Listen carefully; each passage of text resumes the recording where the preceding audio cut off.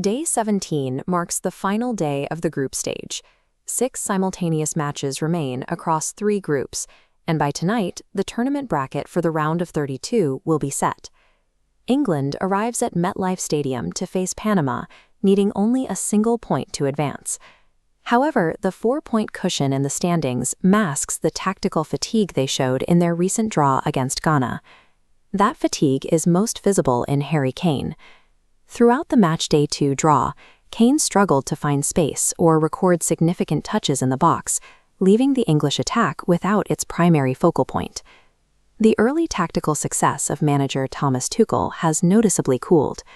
While Panama is already eliminated, a narrow or uninspired victory today would do little to solve the disconnect between England's midfield and their captain.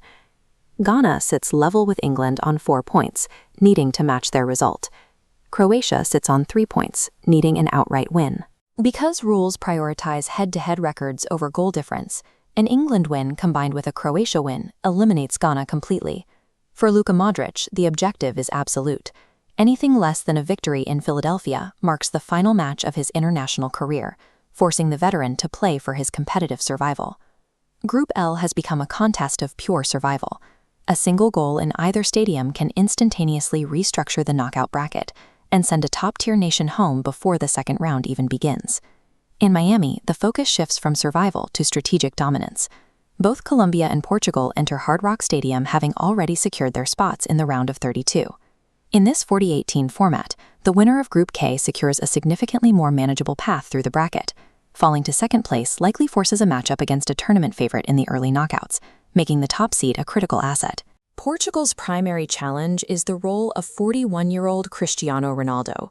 While he remains their most prominent scorer, his presence creates a tactical trade-off, requiring the rest of the squad to cover more ground defensively. Colombia is uniquely equipped to exploit that trade-off. They have consistently played with a high-intensity press and a level of physical organization that has overwhelmed their previous opponents in Group K. Luis Diaz has been the engine of that success. His speed and ability to challenge defenders one-on-one will test a Portuguese backline that has looked vulnerable when forced to retreat quickly. Portugal conceded a goal to a lower-ranked DR Congo side on Matchday 1, and Colombia's current form, winning 2 straight matches with high defensive discipline, makes them the favorite to secure the top spot.